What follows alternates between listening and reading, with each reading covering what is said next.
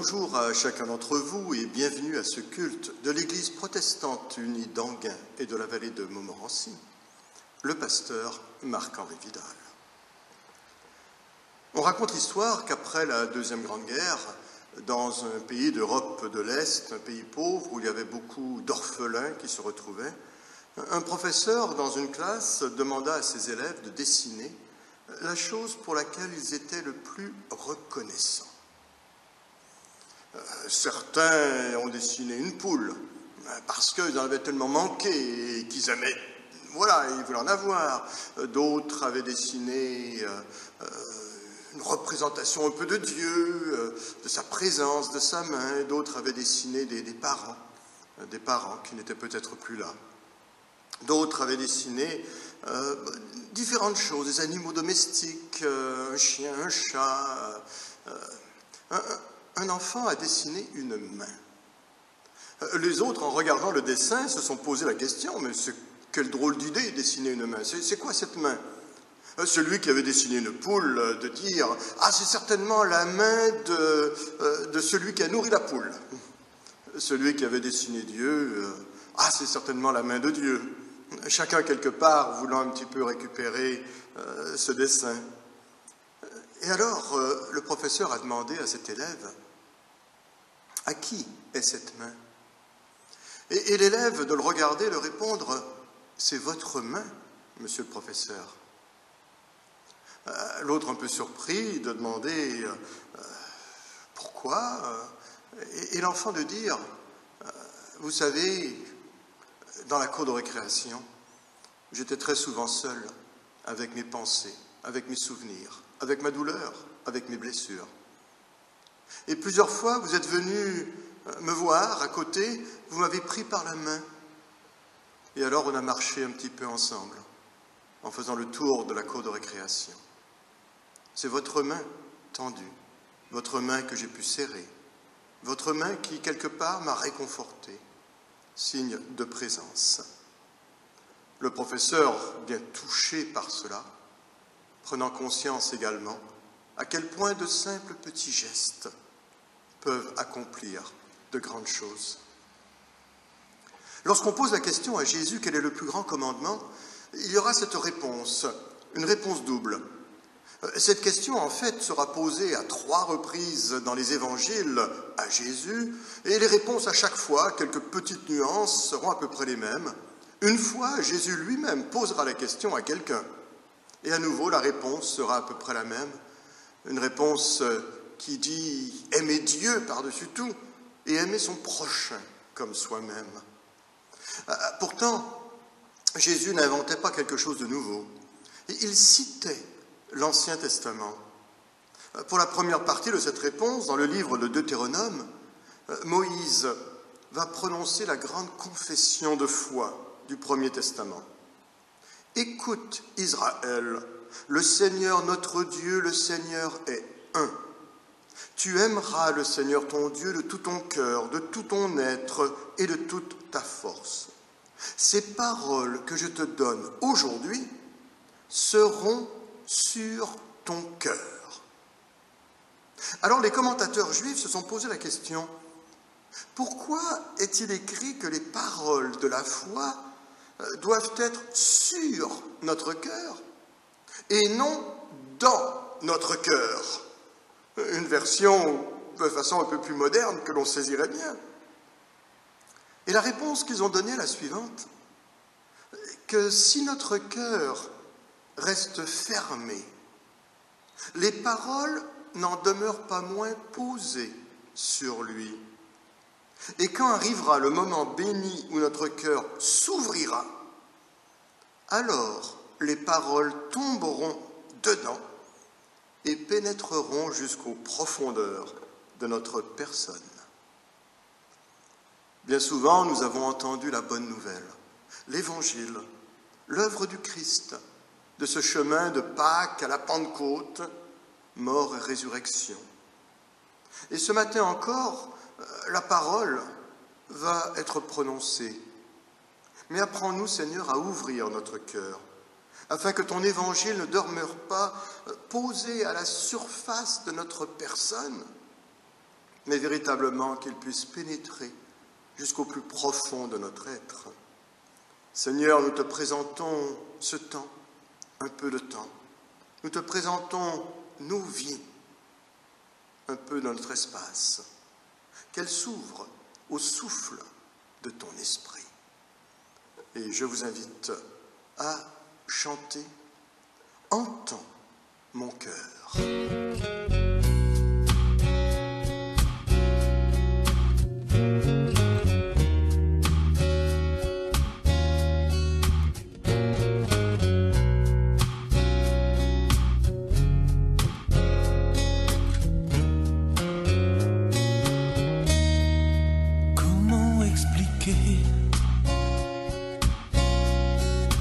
Et comment décrire un amour si grand, si puissant que rien ne peut le contenir. Tu sais mes espoirs, Seigneur, tu sais mes craintes. Et mes mots sont bien trop petits pour dire tout l'amour que j'ai pour toi. Alors entends mon cœur, mon esprit qui te loue, entends le chant d'amour d'un enfant racheté. Je prendrai mes faibles mots pour te dire quel Dieu merveilleux tu es. Mais je ne pourrai pas te dire combien je t'aime. Alors entends mon cœur. C'est tout comme la pluie, les mots pouvaient couler. Et si j'avais l'éternité, je ne pourrais pas l'exprimer. Mais dans les battements de mon cœur, tu entendras toujours. Merci pour la vie, pour la vérité et pour le chemin. Alors entends mon cœur, mon esprit qui te loue, entends le chant d'amour d'un enfant racheté. Je prendrai mes faibles mots pour te dire quel Dieu merveilleux tu es. Je ne pourrai pas te dire combien je t'aime. Alors entends mon cœur.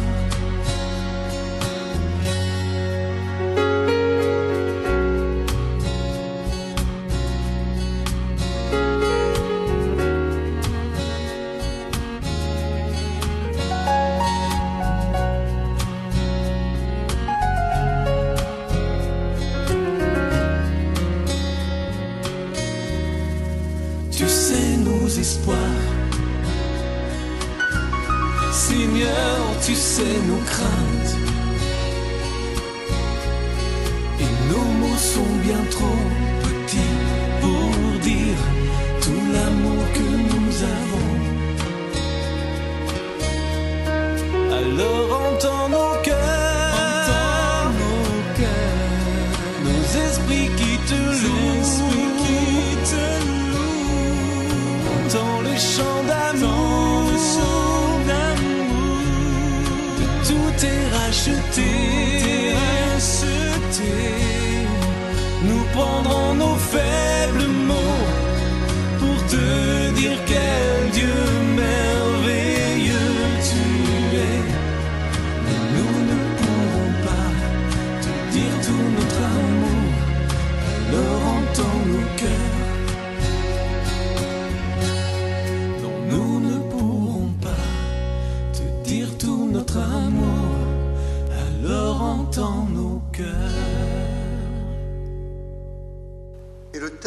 que je vous propose aujourd'hui dans ce chemin de Pâques à la Pentecôte, c'est dans la première épître de Paul aux Corinthiens, le chapitre 15, surnommé le grand chapitre de la résurrection, les 11 premiers versets. Je vous rappelle, frères et sœurs, l'Évangile, cette bonne nouvelle que je vous ai annoncée, que vous avez reçue, dans lequel vous avez persévéré, et par lequel vous êtes sauvés, si vous le retenez tel que je vous l'ai annoncé. Autrement, vous auriez cru en vain. Je vous ai enseigné avant tout, comme je l'avais aussi reçu, que Christ est mort pour nos péchés, selon ce que dit les Écritures, cette parole offerte, qu'il a été enseveli et qu'il s'est relevé des morts, qu'il est ressuscité le 3e jour, toujours selon ce qu'il était dit dans les Écritures, et qu'il est apparu à Céphas, l'apôtre Pierre, puis aux 12. Ensuite, il est apparu à plus de 500 frères à la fois, dont la plupart sont encore vivants et dont quelques-uns sont morts. Il était aussi apparu à des femmes à plusieurs reprises. Ensuite, il est apparu à Jacques, puis à tous les apôtres. Après eux tous, il m'est aussi apparu à moi, comme à l'avorton, car je suis le moindre des apôtres. Je ne suis pas digne d'être appelé apôtre, parce que j'ai persécuté l'Église de Dieu. Par la grâce de Dieu, je suis ce que je suis. Et sa grâce, cet amour inconditionnel de la part de Dieu, cette grâce envers moi n'a pas été vaine. Loin de là. J'ai travaillé plus que tous, non pas moi toutefois, mais la grâce de Dieu qui est avec moi. Ainsi donc, que ce soit moi, que ce soit eux, voilà ce que nous prêchons et c'est ce que vous avez cru. Et que le Seigneur bénisse la lecture de sa parole. Lorsque nous pensons à la résurrection du Christ, je rappelle que le premier constat que l'on retrouve dans les évangiles, au-delà du compréhensible de l'événement, il y a deux choses. Un, une tombe vide, un tombeau qui ne joue plus son rôle de tombeau, déroutant. Et deux, un Christ vivant. Ce Christ vivant, attesté par ses rencontres, on dira ses apparitions, mais attesté également par une vie transformée. Je rappelle que les premières rencontres de ce Christ, dans les divers récits, que ce soit les femmes, les apôtres la première fois, il y a une constante qui est là. La plupart du temps, c'est la peur. Ils ont peur. Ils étaient enfermés dans la chambre haute parce qu'ils avaient peur des Juifs, parce qu'ils avaient peur des autorités romaines, ils avaient peur que le même sort leur tombe dessus. Les femmes sont effrayées, épouvantées lorsqu'elles voient ce Jésus qu'elles ne reconnaissent pas. À plusieurs reprises, Jésus leur dira « N'ayez pas peur ». Et il rajoutera « Que la paix soit avec vous ».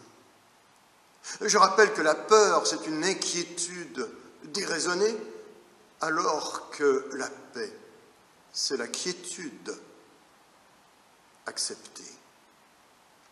On peut avoir peur devant des événements qu'on ne comprend pas. On peut avoir peur devant des événements qu'on ne maîtrise pas. La peur, c'est aussi la peur de l'inconnu, de l'étranger, de celui qui est différent. Mais j'avais souligné qu'il y a aussi une peur viscérale, encore plus ancienne que cela, que l'on retrouve non pas dans les évangiles. Ils avaient peur dans la barque lorsque la tempête est là. Ils avaient peur de retourner à Jérusalem parce qu'on voulait lapider Jésus. Ils ont eu peur à plusieurs reprises. Mais cette peur viscérale remonte à la Genèse, au chapitre 3 du premier livre de la Bible. C'est la peur de Dieu. Je me suis caché loin de ta face, car j'ai eu peur. Alors que Dieu cherche Adam et Ève dans le jardin, alors qu'il avait l'habitude de se promener, j'oserais presque dire main dans la main, avec l'humain.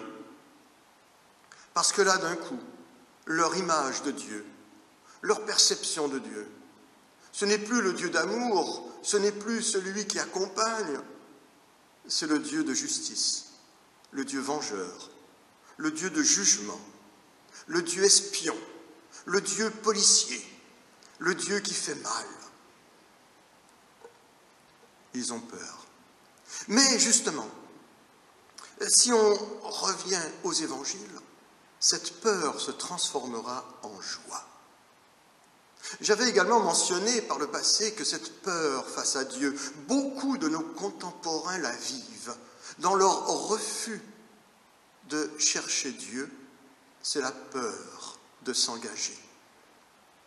La peur de ce que Dieu pourrait demander, la peur de ce qu'ils devront arrêter de faire, la peur de ne plus être au contrôle de leur vie. Beaucoup de gens refusent de le reconnaître, que c'est cette peur qui les maintient à distance de Dieu. Peur de s'engager. On dit parfois que c'est un des problèmes des jeunes aujourd'hui, dans leur situation de couple. Ils ont peur de s'engager. Oh, ils ne disent pas comme ça, de cette façon-là, mais voilà, oui. Ils ont peur d'une relation stable, ils ont peur de perdre quelque chose, ils ont peur. C'est d'ailleurs pour cela également qu'il y a tant de ces couples qui se séparent. C'est que finalement, on ne prend pas les moyens nécessaires pour poursuivre et vaincre nos peurs. Mais je reviens à mon texte. Ce chant qui résonne dans ma tête, où il est dit « Il connaît tes besoins, ta peur du lendemain.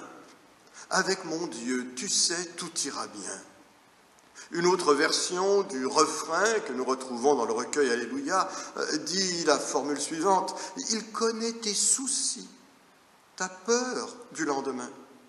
Il veut que tout concourt à notre bien. » Le titre de ce chant, « Mon Dieu est si bon ». De Pâques à la Pentecôte, libérés des peurs, les apôtres se retrouvent dans la joie. Mais le passage de cette peur à cette joie sera celui d'une rencontre personnelle. Une rencontre, quelque part, qui va les toucher, chacun d'entre eux, de façon différente. Dans ce texte de 1 Corinthiens que j'ai lu tout à l'heure, par la grâce de Dieu, je suis ce que je suis. Chacun d'entre nous unique, chacun d'entre nous différent, chacun d'entre nous précieux, chacun d'entre nous sur un chemin de vie, un chemin de foi particulier. Chacun d'entre nous dans une rencontre possible, une rencontre déjà vécue, une rencontre à renouveler, une rencontre jour après jour.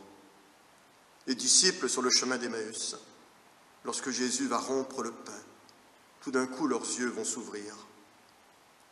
Marie de Madeleine, lorsqu'elle est à la tombe et que la première fois elle ne reconnaît pas Jésus, elle ne reconnaît pas le Christ, et que là tout d'un coup il y a cette phrase dans la bouche de Jésus, Marie. Une intonation, une inflexion de la voix, quelque chose qui va faire qu'elle se retourne à nouveau et qu'elle se prosterne. Thomas, surnommé l'incrédule, ce n'était pas le premier, ce ne sera pas le dernier. Les autres apôtres l'ont été également avant lui. Allez, touche-moi, Thomas. Toi, tu as besoin de toucher. Tu as besoin de quelque chose de solide. Les apôtres, Pierre qui est arrivé le premier au tombeau parmi les apôtres, et pourtant qui n'a pas cru à ce moment-là que celui qui l'avait rejoint à la course, Jean probablement, lui qui a vu quelque chose que nous on n'a pas vu, et que tout d'un coup le texte dit il crut. Pierre, il lui faudra autre chose. Pierre, il lui faudra à nouveau un barbecue sur la plage, où Jésus préparera un repas comme un cuisinier, une cuisinière pour ses apôtres, leur disant « Hey, jetez le filet, d'autre côté !» Et à nouveau, une pêche incroyable qui rappellera à Pierre son premier appel 3 ans plus tôt. Et Pierre, à ce moment-là, se jettera à l'eau. Chacun sur un chemin de foi particulier. Mais à chaque fois, ce ne sera pas uniquement l'individu lui-même qui s'ouvrira à Dieu. Il faudra une action de la part du Saint-Esprit. Cette grâce qui se frayera un chemin dans le cœur de l'humain, cet amour inconditionnel, cette prise de conscience. Et les textes utilisent différentes formules. Il leur ouvrit l'esprit pour comprendre les Écritures. Il leur ouvrit l'intelligence pour saisir ce qui étaient les événements.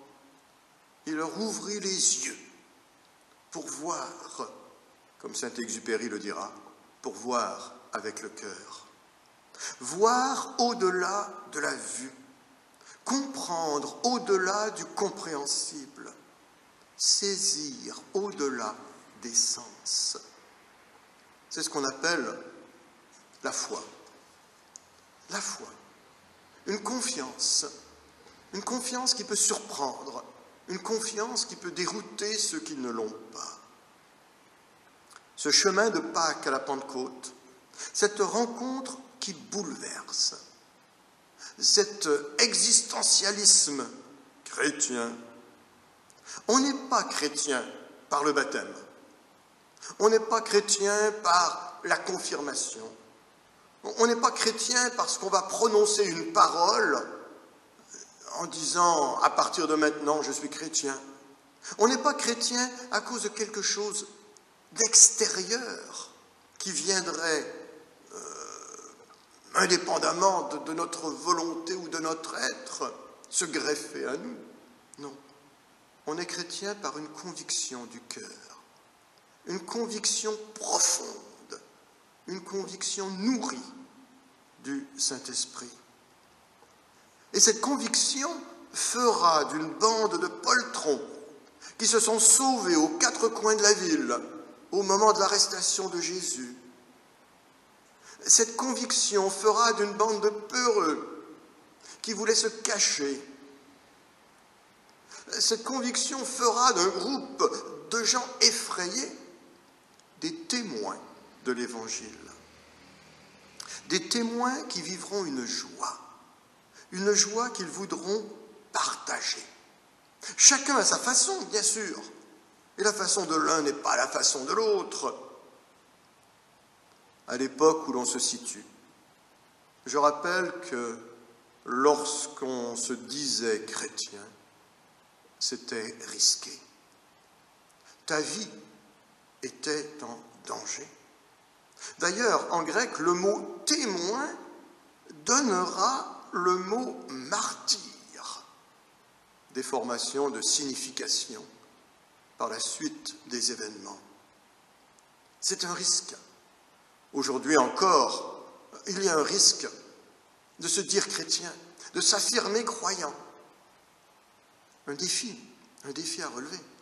Oh, ce n'est plus dans notre pays ici une persécution, bien que dans certains pays ça l'est. Je pense à notre église sœur que nous supportons à Lahore, au Pakistan, où les chrétiens qui sont là risquent régulièrement leur vie. Pour nous, c'est peut-être davantage une sorte de moquerie, ou voire même une surprise des gens qui se veulent scientifiques, qui se veulent intellectuels, et qui regardent les chrétiens comme des personnes un peu déraisonnables, des personnes qui bon, vous mettez les mots que vous voulez. Être chrétien aujourd'hui, c'est un défi. Le défi d'un cœur véritablement engagé envers Dieu. Le défi d'un cœur véritablement ouvert aux paroles du Christ. Le défi d'un cœur véritablement disponible pour recevoir de Dieu. Par la prière, par la parole, par la rencontre avec les autres. Que le Christ nous apparaisse aujourd'hui? Non, pas vraiment. Bien que parfois il semblerait.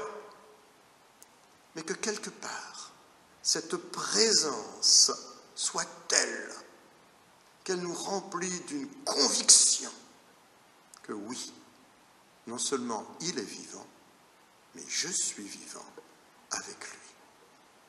Et je vous invite à chanter un cantique du XVIe siècle, le psaume 33.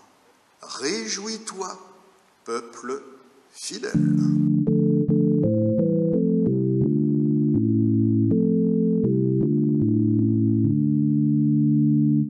Réjouis-toi, peuple fidèle, acclame Dieu à pleine voix. Sa louange séante et belle, dans la bouche des hommes d'oie. Sur un air de fête sonnent les trompettes pour un chant nouveau. Les corps, les cithare, les voix les plus rares, les sons les plus beaux. Ta parole agit sur la terre avec droiture et vérité. Par tout son œuvre de lumière, il fait rayonner ta bonté. Que ta voix résonne, le chaos s'ordonne, le ciel resplendit. Sources et rivières arrosent la terre, le désert fleurit. Tu brises l'orgueil des puissances et tous leurs plans sont renversés. Mais tu poursuis sans défaillance les projets que tu as formés. Si cherchant sa route, un peuple t'écoute, il vivra heureux. Il verra les signes qui déjà désignent la cité de Dieu. Dieu qui créa le cœur de l'homme, l'observe sur tous ses chemins. Nul à sa vue ne se dérobe, il connaît l'œuvre de leurs mains. Dans les jours d'alarme, vaines sont les armes au bras du plus fort.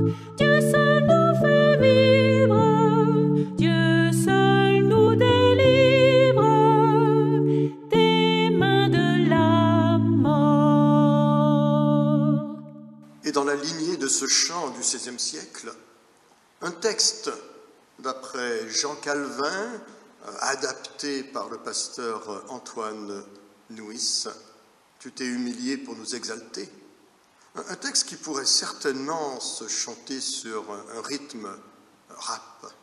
« Seigneur, fais rayonner sur nous ta face et nous serons guéris. Tu t'es humilié pour nous exalter. Tu as été asservi pour nous affranchir. Tu t'es appauvri pour nous enrichir. Tu as été vendu pour nous racheter. Captif pour nous délivrer. Condamné pour nous absoudre. Louange à toi, ô Christ. Tu as été fait malédiction pour notre bénédiction, offert au péché pour notre justice. Tu as été défiguré pour nous figurer. Tu es mort pour notre vie. Louange à toi, ô Christ. Si bien que par toi, toute rudesse est adoucie, tout courroux est apaisé, toutes ténèbres sont éclaircies, toute injustice est justifiée, toute faiblesse devient vertueuse, tout déconfort est consolé, tout péché est empêché, tout mépris est méprisé, toute crainte est apaisée, toute dette est acquittée, tout labeur est allégé. Louange à toi, au Christ. Par toi, toute tristesse est réjouie, toute difficulté devient facile, tout désordre est ordonné, toute division est unie, toute ignominie est anoblie, toute rébellion assujettie, toute menace menacée, toute embûche sont débûchées, tous les assauts sont assaillis, tout effort est efforcé. Louange à toi, ô Christ. Par toi, tout combat est combattu, toute guerre guerroyée, toute vengeance vengée, tout tourment tourmenté, toute damnation damnée, tout abîme abîmé, tout enfer enferré, toute mort morte, toute mortalité immortelle. Par toi, la miséricorde a englouti toute misère et la bonté toute méchanceté. Louange à toi, ô Christ. Et que le Dieu de toute grâce, celui qui est Père, Fils et Saint-Esprit, soit avec chacun d'entre nous. Recevons la bénédiction de Dieu, afin qu'en retour nous soyons nous-mêmes source de bénédiction pour les autres autour de nous. Amen. Et bonne journée à chacun d'entre vous.